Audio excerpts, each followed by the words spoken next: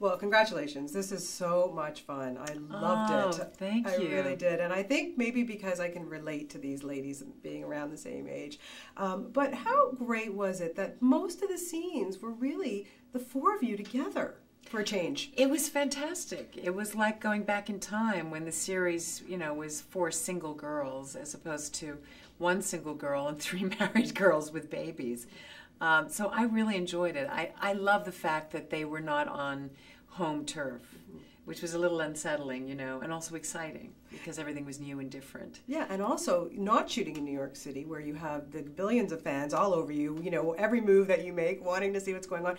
There in Morocco, not so much. You didn't have people bombarding you all the time. Oh, we did. Not to the extent, but there was paparazzi, and there were a lot of people in Marrakesh who know the show quite well and enjoy it. They kept calling me Samantha, so I knew something was up. But that was the thing that was shocking about it, because you think about an Arab country that would not, a Muslim country, would not embrace a show like Sex and the City. But that's why I think that we eventually came to Morocco, because I think it's much more liberal and much more open than other Arab nations. And they love Samantha, they loved the show, they got the show, they understood what we were doing. Most of our extras had never been extras before, and they were sort of fascinated but completely bored by it after a while. But it was a totally different experience. Yeah, I can just imagine. I would think by now, Kim, that the four of you know each other so well that you're finishing each other's sentences. Yes, in some ways we are, definitely, and sometimes we do, on and off camera. We've grown up together. This has been 14 years in our lives, and when we met, I'm 10 years older than the other girls, so they were in their early 30s, I was in my early 40s, but that seems like a lifetime ago. So much has happened. So much good has happened, I think, from the show. I think that it's encouraged women to come together again in this sort of era that we find ourselves in.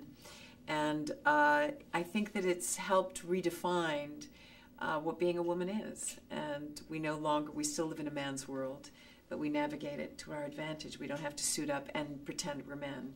We can be funny and sexy and real and smart and ambitious and brilliant in our own way, and compete with men as a woman. Yeah. And I feel that Sex and the City has really given 4 women that make up one complete woman, and that's why it's so easy to relate to what's going on for any given character. And Michael Patrick King is such a great writer. There's so many great zingers in this. Oh my God, you have some really, really good ones. But do you ever, you get the script, and are you ever shocked, or does he take Samantha just too far, or do you just love that? I felt that very much in the series, when we were doing the series, that Michael was asking things specifically of my character that I had no idea how to do it, because it had never been done before. And I think the closest role model that I had would probably be Madeline Kahn, in the Frankenstein movie that she did with Gene Wilder. But that was kind of it, of this kind of comedy. Since Sex and the City, I mean, there's been a lot of teen comedies, but those are more male-oriented, not female-oriented.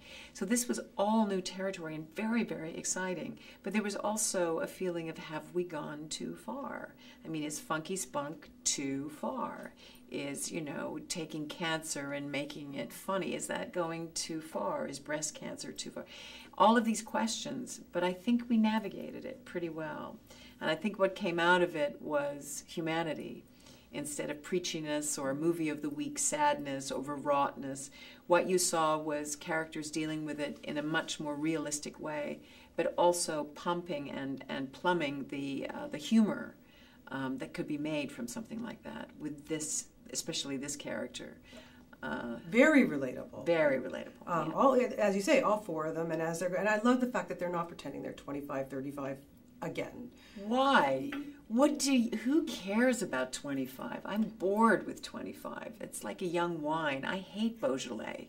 I don't want to drink it. I think it tastes terrible. I want a nice, full body wine. Right, but what's wrong with embracing your age? And also, so what if you spend the night in with your husband, or so what if you're hanging with your kids and you're frustrated? That's real stuff. That's right. You said it, sister. Yeah, it's just amazing. Okay, now there's a lot of fun stuff in the film too, not just some. Let's talk about camel riding. Is there a special art to that, Kim?